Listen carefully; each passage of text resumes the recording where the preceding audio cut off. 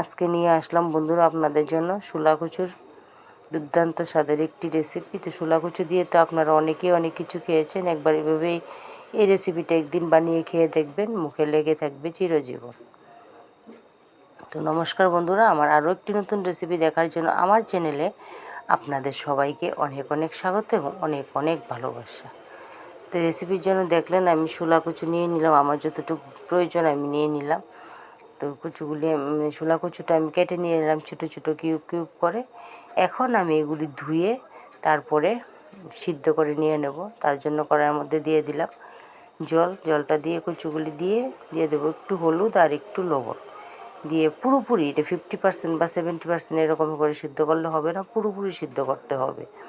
আর কচুটা পরে বন্ধুরা এতটাই ভালো পড়েছিল আপনাদের কি বলবো। অনেক সময় দেখবেন কচু আনলে ঘরের মধ্যে কেটে রাখলে অনেক সময় নষ্ট হয়ে যায়। তো কেন নষ্ট হয়ে যায় সেটা হইল কচি বা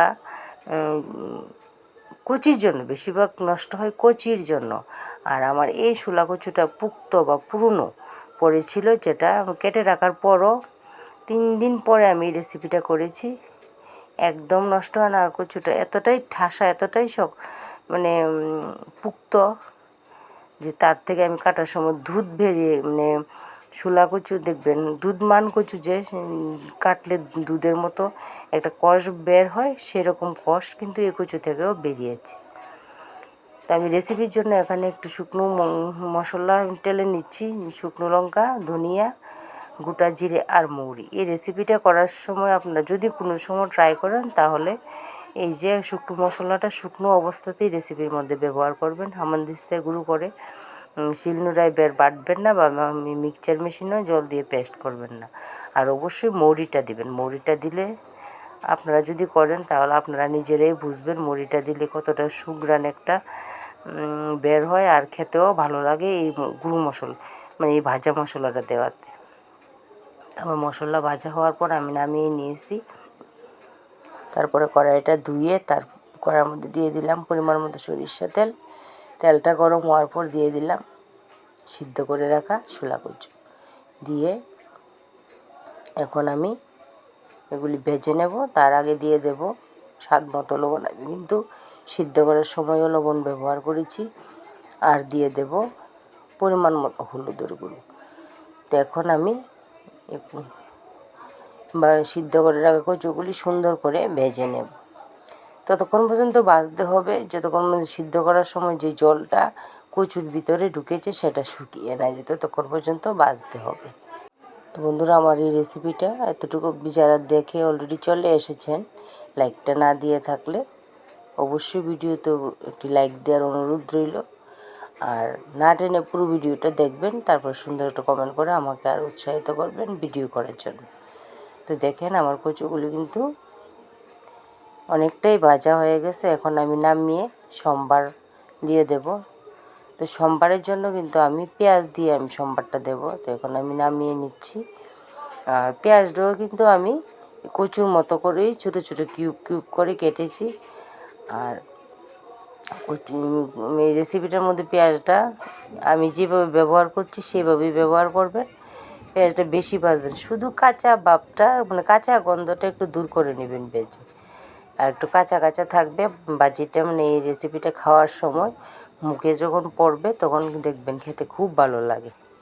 এরকম করেই আপনারা যদি করেন ব্যবহার করবেন এভাবেই। তো পেঁয়াজটা কিন্তু আমি কিছুক্ষণ ভেজে নিয়ে তারপর দিয়ে দেব ভেজে রাখা শোলা কচু দিয়ে আবারও কিছুক্ষণ ভেজে নিয়ে তারপরে আমি যে মশলাটা শুকনোগুলোয় ভেজেছিলাম সেটা আমি হামানদিস্তায় গুঁড়ো করে আমি রেসিপির মধ্যে ব্যবহার করব। আপনারা যদি চান তার মধ্যে একটু চিনি দিতে পারেন আর শুকনো লঙ্কা ব্যবহার করতে পারেন। আমি শুকনো লঙ্কাটা দিইনি, কারণ আমি একটু প্রবলেম হয় শুকনো লঙ্কা ফোড়নে দিলে। তো আমার এই রেসিপিটা আপনাদের কাছে কেমন লাগলো কমেন্ট করে অবশ্যই বলবেন। আর নতুন কোনো দর্শক যদি আমার এই চ্যানেলটাকে প্রথমবার ভিজিট করে থাকেন তাহলে আমার রেসিপিটা দেখে যদি বেশি ভালো লাগে আমার চ্যানেলটাকে সাবস্ক্রাইব করে পাশে থাকা বেল বাটনটিকে অন করে অল অপশনে ক্লিক করে দিবেন, যাতে করে পরবর্তী ভিডিও নোটিফিকেশন সর্বপ্রথম আপনাদের মোবাইলে চলে আসে। আর বন্ধুরা, শরীরটা খুব ভীষণ খারাপ যাচ্ছে, তার জন্য অনেক দিন ধরে ভিডিও দিতে পারছি না। খুবই খারাপ যাচ্ছে, মানে আপনাদের বলে বোঝাতে পারবো না।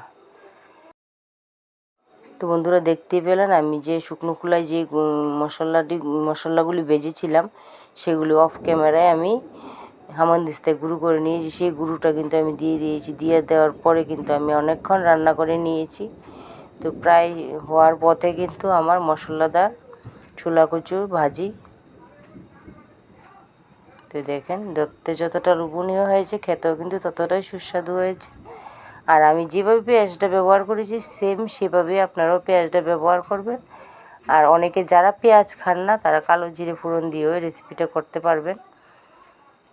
তো এখন আমি গ্যাস ওভেন বন্ধ করে নামিয়ে আপনাদের সার্ভ করে দেখিয়ে দিচ্ছি রেসিপির ফাইনাল লুক। তো বন্ধুরা, আজকের মতো আমি এখানেই রাখলাম। চলে আসবে নতুন কোনো ব্লগ বা রেসিপি নিয়ে। ততক্ষণ পর্যন্ত সবাই ভালো থাকবেন, সবাই সুস্থ থাকবেন, সবাই অল টাইম হাসি খুশি থাকবেন, আর সবাই আমার পাশে থাকবেন। আর এই রেসিপির মানে ভয়েস দিতে গিয়ে আমার যে কতবার কত প্রবলেম হয়েছে আপনাদের বলে বোঝাতে পারবো না। আমার ভিডিওতে আমার ভাষায় আমার ভয়েসে যদি কোনো ভুল ত্রুটি হয়ে থাকে আমাকে ক্ষমার দৃষ্টিতে দেখবেন। আমার একদম কথা বলতে ইচ্ছে করছে না। আমি খুব কষ্ট করে অনেক দিন ধরে ভিডিও দিচ্ছি না, খুব কষ্ট করে, কিন্তু আমি আমার কথার সুর শুনলে আপনারা বুঝতে পারবেন কতটা মানে জোর করে বা শরীরের মনের জোর থেকে আমি কথাগুলি আপনাদের সাথে বলছি। তো আজকের মতো এখানেই, নতুন কোনো ব্লগ বা রেসিপি দেখার আমন্ত্রণ জানিয়ে আমার ভিডিওটা এখানেই আমি শেষ করলাম। ভালো থাকবেন সবাই।